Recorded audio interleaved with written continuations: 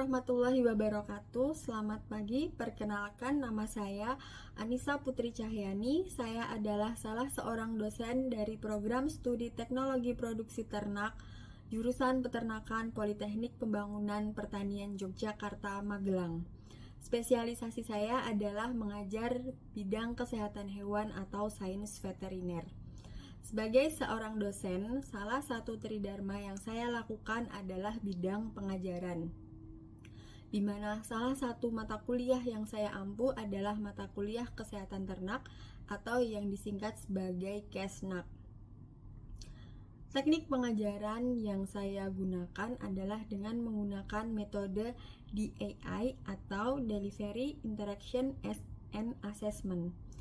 Delivery merupakan bagaimana cara saya menyampaikan materi yang saya berikan di dalam kelas agar dapat diterima dengan baik oleh mahasiswa.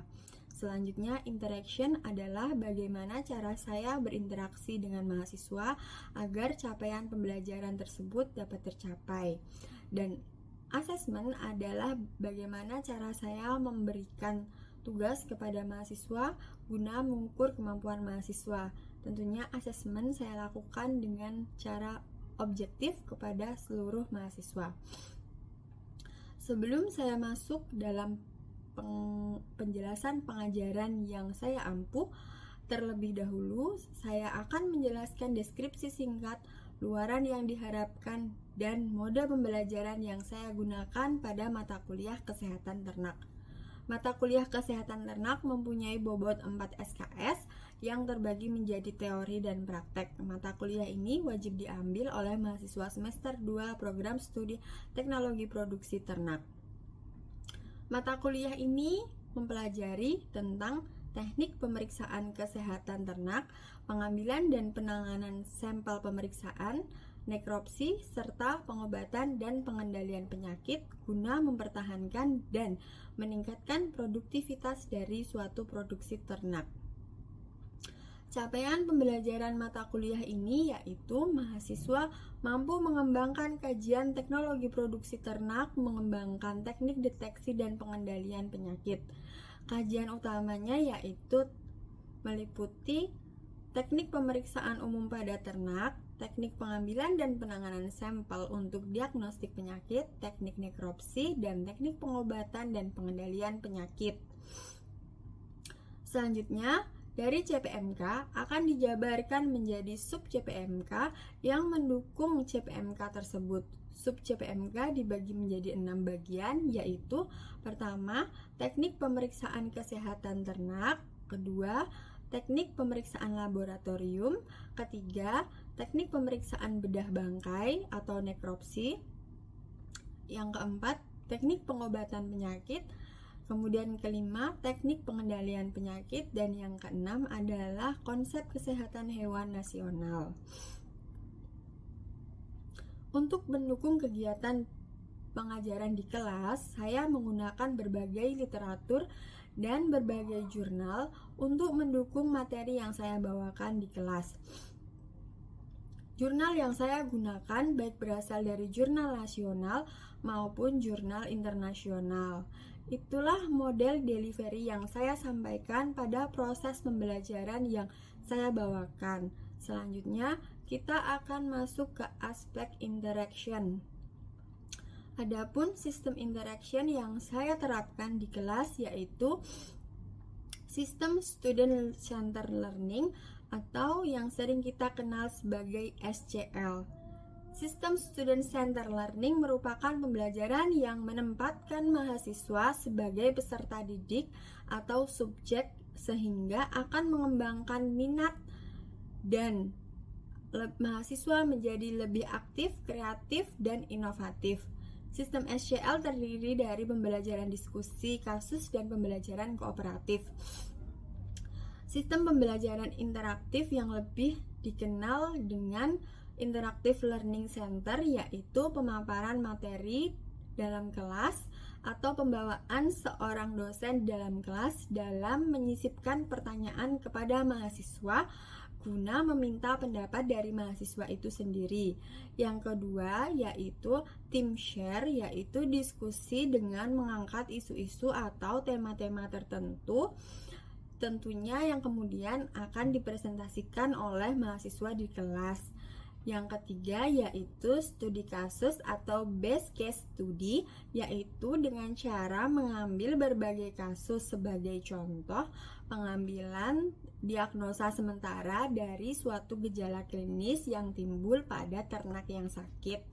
Adapun platform yang saya gunakan dalam mendukung kegiatan belajar mengajar saya yaitu dengan menggunakan e-learning SIATO atau Sistem Informasi Akademik Terpadu Online yang dimiliki oleh jurusan Peternakan Polbangtan Yogyakarta Magelang. Jadi dalam SIATO ini mahasiswa menggunakannya untuk mengisi presensi, mengunduh materi yang saya upload, mengisi kuis, dan mengerjakan penugasan.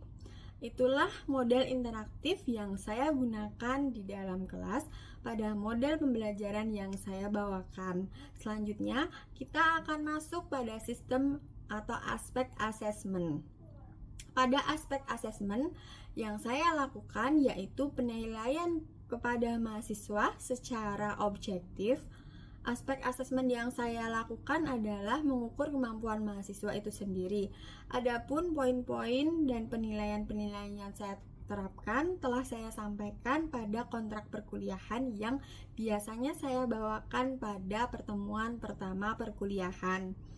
Hasil asesmen yang saya lakukan dengan harapan mahasiswa dapat mengetahui proses penilaian yang saya lakukan secara objektif kepada seluruh mahasiswa untuk mengukur kemampuannya secara mandiri. Demikian pemaparan 3 aspek yang saya terapkan dalam proses pengajaran, yaitu delivery, interaction, and assessment. Selanjutnya, saya akan menampilkan bagaimana proses pembelajaran yang saya lakukan di dalam kelas secara luring atau tatap muka dalam mata kuliah kesehatan ternak. Selamat menyaksikan dan terima kasih. Wassalamualaikum warahmatullahi wabarakatuh. Assalamualaikum warahmatullahi wabarakatuh. Waalaikumsalam warahmatullahi wabarakatuh. Selamat pagi. Selamat pagi. Sebelum perkuliahan kita mulai, marilah kita membacakan doa agar perkuliahan berjalan dengan lancar. Berdoa menurut agama dan kepercayaan masing-masing, dipersilakan. Berdoa selesai. Sesuai dengan pertemuan kita minggu lalu, pada pertemuan kali ini kita akan membahas mengenai pemeriksaan umum pada ternak. Capaian pembelajarannya adalah mahasiswa mampu menerapkan teknik pemeriksaan umum pada ternak, di mana mampu menerapkan di sini adalah kalian harus mampu mengaplikasikan, menerapkan di lapangan dan mempraktikkan bagaimana pemeriksaan umum tersebut pada ternak. Mungkin sebelumnya, apakah kalian pernah melakukan pemeriksaan umum atau yang diperiksa di rumah sakit, di puskesmas, di dokter, seperti itu? Sama halnya dengan manusia, ternak atau hewan juga dilakukan pemeriksaan umum ketika hewan tersebut mengalami kelainan. Pemeriksaan umum merupakan pemeriksaan yang paling dasar yang dilakukan pertama kali ketika hewan tersebut sakit, yang digunakan untuk mengetahui kondisi umum pada hewan. Pemeriksaan umum dilakukan berdasarkan adanya simptom atau gejala, kelainan atau jejas dan gangguan yang ada pada hewan tersebut. Nah, ini contoh pemeriksaan ya yang nantinya akan kita bahas. Tahapan pemeriksaan umum tentunya ada tahapannya. Yang pertama ada anamnesis, kemudian pemeriksaan fisik dan pemeriksaan penunjang. Anamnesis di sini adalah bagaimana kita menggali pertanyaan, menggali sejarah dari perjalanan suatu penyakit tersebut. Kemudian pemeriksaan fisik nanti ada 4 teknik, ada inseksi, kemudian palpasi, perkusi, dan auskultasi. Kemudian pemeriksaan penunjang dilakukan seperti pemeriksaan penunjang sistem. Jadi nanti ketika pemeriksaan fisik sudah berlangsung, kita tahu di titik mana, di sistem apa yang mengalami kelainan, kemudian dilakukan pemeriksaan pada sistem tersebut. Kemudian pemeriksaan penunjang yang kedua adalah pemeriksaan laboratorium, di mana kita nanti bisa melakukan pemeriksaan kulit, feses, darah, kerokan kulit, kemudian bisa melakukan pemeriksaan diagnostik radiologi seperti USG, kemudian juga ada ronsen, X-ray, dan pemeriksaan penunjang yang lain apabila dibutuhkan saja seperti itu. Yang pertama adalah anamnesis. Anamnesis ini bertujuan untuk mendapatkan keterangan mengenai gambaran dari suatu penyakit tersebut, kemudian keadaan tubuh secara umum, keseluruhan, riwayat penyakit atau pengobatan yang pernah dilakukan, kondisi lingkungan, dan adanya kebiasaan aneh atau kebiasaan yang kurang wajar pada hewan tersebut. Nah, pada saat kalian sakit tentunya kalian pernah ditanyakan sakitnya sejak kapan? Seperti itu ya. Apalagi misalnya yang ditanya sakitnya keluhannya di bagian mana? Kemudian ditanya juga apalagi pernah minum obat apa, ya kan? Kemudian sejak kapan? Kemudian apakah mengganggu ketika beraktivitas? Seperti itu. Kemudian itu kita nanti dari hasil anamnesis pertanyaan tersebut kita akan verifikasi kembali dengan pemeriksaan umum. Misalnya ternak tersebut, klien bilang ternak tersebut tidak mau makan selama 3 hari. Kemudian kita coba dulu dengan pakan yang kita miliki. Tentunya pakan yang kita miliki adalah pakan ideal yang seharusnya diberikan. Kemudian ternak tersebut mau makan. Nah, kalau ternak tersebut mau makan, tapi di rumah tidak mau makan, tentunya ada kelainannya bukan pada ternaknya ya, bisa saja pada pakannya yang tidak membuat ternak tersebut berselera untuk makan. Karena ada klien yang seperti itu, ternyata dia mau makan, kok Pak mungkin ini pakannya harus diganti seperti itu ya. Kemudian kondisi lingkungan di sini. Nah, kondisi lingkungan di sini adalah apakah ternak yang lain tersebut ada yang mengalami gejala serupa, gitu ya. Apalagi selain gejala serupa yang bisa ditanyakan. Kondisi lingkungan itu, kondisi kandang ya. Kondisi kandangnya seperti apa?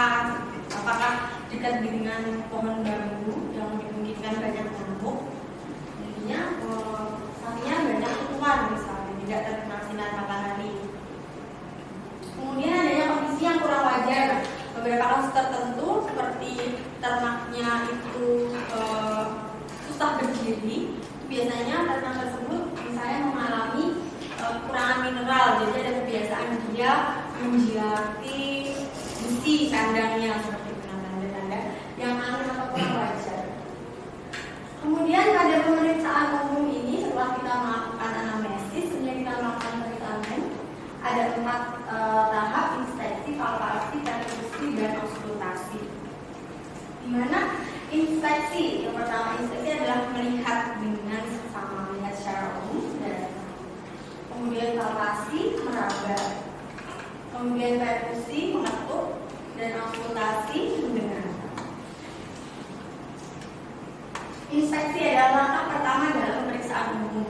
Seperti pertama kali saya melihat Mas Agus ya, first impression saya adalah berbaju hijau lumut seperti itu, berbaju. Kemudian saya melihat Mas Hanis berbaju hitam yang seperti itu. Jadi kesan pertama ketika saya melihat ternak tersebut ya, first impression. Nah, kemudian ternak tersebut misalnya terlihat jalannya pincang.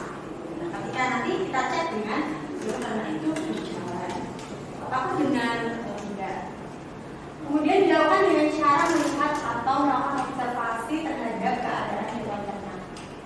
Tujuannya untuk mendeteksi tanda-tanda fisik yang berhubungan dengan status fisik ternak tersebut. Kemudian teknik inspeksi dilakukan pertama kali melihat hewan ternak tersebut, atau kesan pertama yang diamati yaitu tingkah laku serta keadaan tubuh ternak tersebut secara umum dan khusus. Jadi mengamati ternaknya, mengamati lingkungan sekitarnya, mengamati apalagi yang bisa kita gali di kandang itu, misalnya apa? Suhu suhu lingkungan yang bisa kita amati secara sirkulasi gitu. Kalau di mudah sirkulasi mungkin apa wadah, apalagi lantainya adalah apalagi. Nah, pokoknya yang terkait dengan ternak tersebut, misalnya ternak tersebut rebah bisa kita bangunkan, bangun seperti apa. Kemudian kita lakukan inspeksi lebih jauh. Misalnya ini contohnya, ada yang bisa memaparkan inspeksinya, hasil inspeksinya seperti apa? Silahkan angkat tangan. Baik, silahkan Mas. Kalau dilihat secara fisik tadi untuk BCS-nya normal ya Bu. BCS berapa? 3 sampai 4. Lalu untuk bagian kaki-kaki dia berdiri tegak, namun jika dilihat dari kontur mukanya, pertama untuk telinganya dia turun, untuk matanya sayup, dan lalu ketika melihat lingkungannya itu sedikit kotor. Tapi di situ ada hal yang menyebabkan dia sakit atau Ini apa lagi, ada lagi yang bisa dijelaskan? Tadi kan sudah disebutkan namanya. Ada lagi di sini.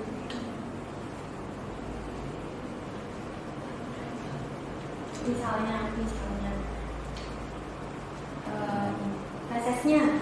fesesnya tidak berbentuk. Tidak berbentuk. Kan kalau fesesnya harusnya berbentuk.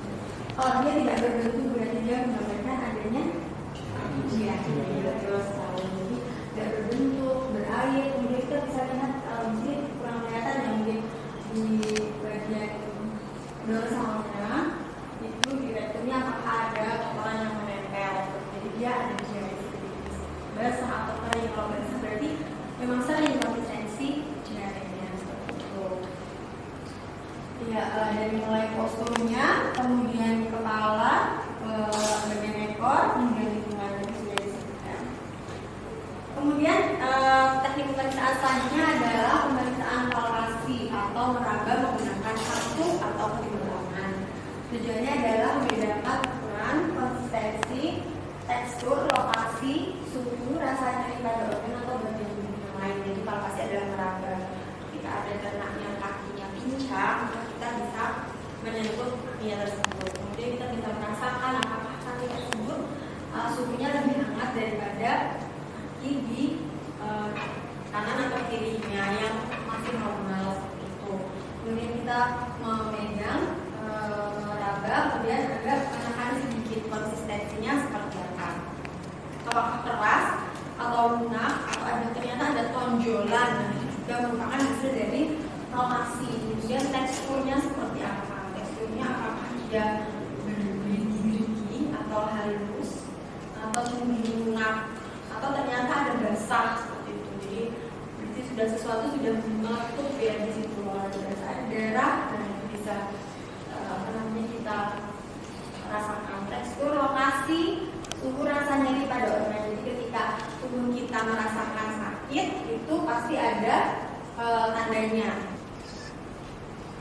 Nah, ini adalah contoh dari palpasi di bagian apa namanya?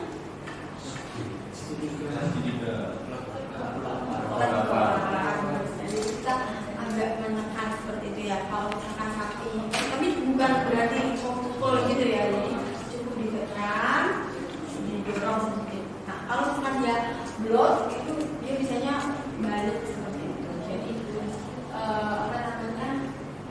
Ada kekuatan dari dalam badannya seperti itu.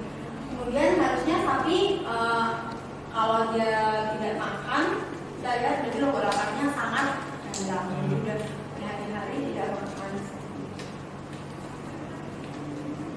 Kemudian ada restitusi atau mengetuk bagian tubuh menggunakan jari, tangan atau palu restitusi untuk mengevaluasi ukuran, konsistensi, juga lebar atau batas dari suatu organ atau organ yang ada cairannya di dalam tubuh seperti ini. Sampai di mana sih ini pembunyinya seperti itu? Apakah hanya di rongga toraks atau bagian dada aja, atau sudah ke bagian abdomen atau perut? Kemudian adanya cairan. Kalau cairan kan bunyinya seperti redup ya. Tapi kalau misalkan dia udara, gitu masih kita seperti ada balon di dalam rongga perut tersebut. Nah, biasanya kalau ada kalau sapi seringnya itu dia ada udara atau blood karena efek dari elemen yang tidak metabolisme sempurna, jadi bergas. Kemudian kalau di hewan kecil, biasanya hewan kesayangan itu kalau di kucing itu sering terjadi adanya cairan. Jadi ketika kucing itu mengalami asites, namanya kalau ada cairan di dalam perut itu dia tidak bisa urinasi. Nah, isinya itu adalah air, jadi itu harus dikeluarkan. Sama seperti udara di sapi juga harus dikeluarkan. Kemudian perkusi akan menghasilkan bunyi yang khas. Disebutkan bagaimana bahan untuk menentukan apa sih yang ada di dalam organ tersebut. Jadi bunyinya berbeda-beda sesuai dengan isinya.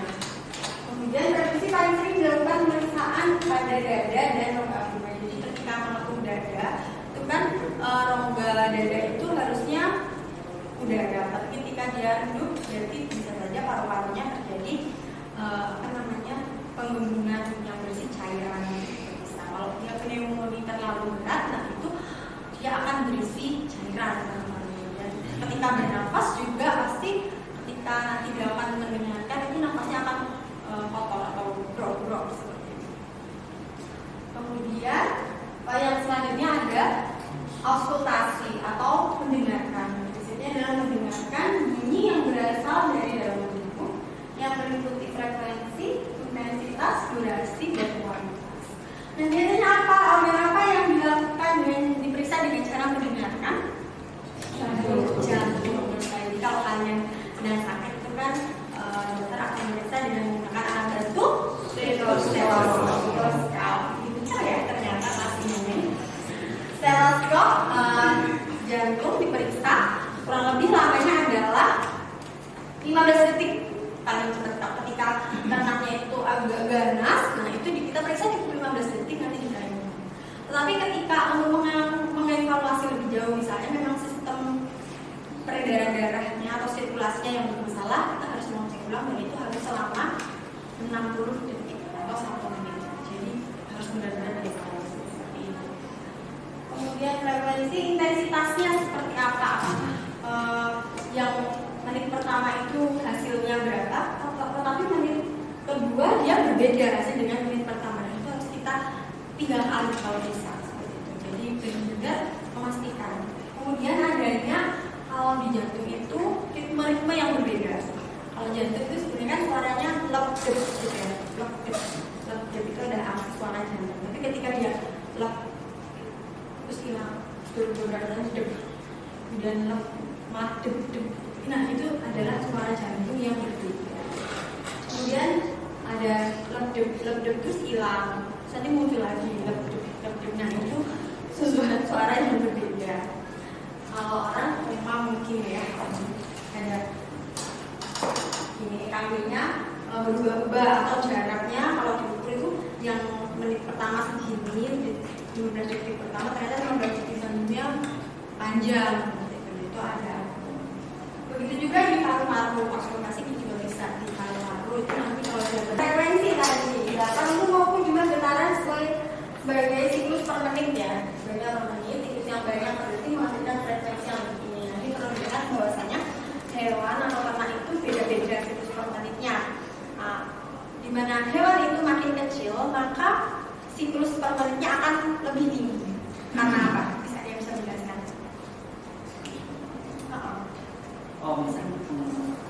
Kaitannya sama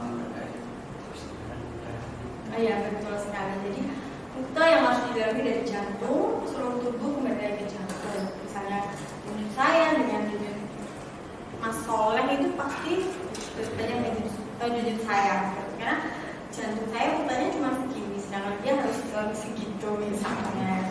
Jadi makin besar itu sapi itu makin sedikit jantungnya dibandingkan dengan ayam itu tinggi. Kemudian auskultasi paling sering dilakukan untuk mendengarkan suara jantung dan paru-paru, serta juga digunakan untuk mendengarkan gerakan peristaltik dari usus. Nah, kalau diare itu kan ususnya gimana? Karena kalau diare ususnya segini kan, rujuk. Saat itu lagi aktif-aktifnya tuh kolon menyemburkan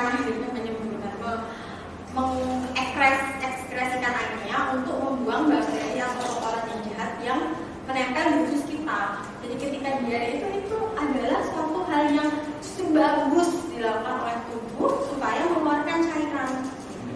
Jadi ketika kalian diare, makanya yang disarankan adalah minum cairan. Karena juga seperti itu. Kemudian setelah peristaltik usus, konsultasi juga dapat dilakukan dengan panca indera. Kalau sapi sangat terdengar ya di ususnya itu sangat terdengar. Kayak dia lagi makan itu bunyi rumen. Nah ini adalah contoh. Ini lagi memeriksa kalau di atas seperti ini. Ini dada, ini kepala sebenarnya. Oh itu depan. Iya. Kalau di atas apa? Paru-paru. Kalau jantung di mana? Ini sepertinya ini kanan ya, sampai ada ke sana kan, berarti di kiri. Kalau jantung tentunya di kanan apa di kiri? Kiri. Jadi untuk ini saya. Kemudian pemeriksaan penunjang perlu ditegakkan. Pemeriksaan penunjang ini setelah kita melakukan pemeriksaan umum, kita mendapati ada organ tertentu yang mengalami kelainan dan kita lanjutkan dengan pemeriksaan fisik per sistem. Misalnya di paru-parunya tadi ada suara bunyi seperti itu, blok-blok. Nah, pemeriksaannya dilakukan pemeriksaan nafas. Kita lebih contoh pemeriksaan pernapasannya. Kemudian jika ada kelainannya di diare, kita bisa lakukan di pencernaan. Kemudian sirkulasi, saraf, berguna, proviminal, fungsi ginjal dan regenerasi, dan juga pemeriksaan kulit dan panca indera lainnya seperti mata, hidung, telinga. Kemudian setelah dilakukan pemeriksaan penunjang, kita perlu menegakkan pemeriksaan laboratorium ini untuk mengetahui juga persebaran penyakit tersebut. Jadi kita sampling ternak yang sakit, kemudian apabila ada ternak sekitar yang sakit seperti itu, kita ambil juga ternyata sedang ada wabah ini. Baik, ada yang mau ditanyakan? Ya, silakan. Terkait dari pemeriksaan umum ini kan tadi kompleks ya Bu, artinya banyak sekali tahapan yang dilakukan. Nah mungkin nanti suatu ketika kita melakukan pemeriksaan umum di peternakan rakyat itu kan satu alatnya terbatas, yang kedua mungkin juga untuk melakukan seluruh tahapan tadi juga agak sulit. Itu gimana Bu solusinya untuk kita mendiagnosa lanjutannya? Oke, solusinya adalah kita pertama adalah menegakkan adanya ini anamnesis. Kita gali sedalam-dalamnya ke peternaknya seperti itu. Terutama di bagian kondisi lingkungannya seperti apa. Kemudian apakah ternak yang lain punya gejala yang sama seperti itu. Kemudian kita lihat juga bagaimana gejala klinis, gejala yang patologi, artinya gejala yang menciri dari ternak tersebut. Misalnya ada lagi yang mungkin mau ditanyakan? Cukup? Oke, baik, kalau cukup tadi materinya jangan lupa dulu ya. Kemudian di Siato jangan lupa juga melakukan presensi dan juga nanti penugasannya ada di Siato. Di situ ada kuis yang bisa diakses langsung dan langsung dikerjakan dalam waktu 15 menit, 15 soal. Jadi artinya 1 menit itu 1 soal. Kemudian ada juga penugasan individu. Nanti dibuat makalah ya sebelum dikumpulkannya hard file, kemudian nanti dikumpulkan maksimal sebelum kita melaksanakan kuliah praktikum. Jadi itu adalah syarat kalian mengikuti. Kalau tidak mengumpulkan makalah itu dari kalian tidak boleh mengikuti praktikum seperti itu. Oke, kan kita langsung ke kandang praktek ya. Kemudian nanti ketua kelasnya jangan lupa menyiapkan alat prakteknya. Oke? Baik.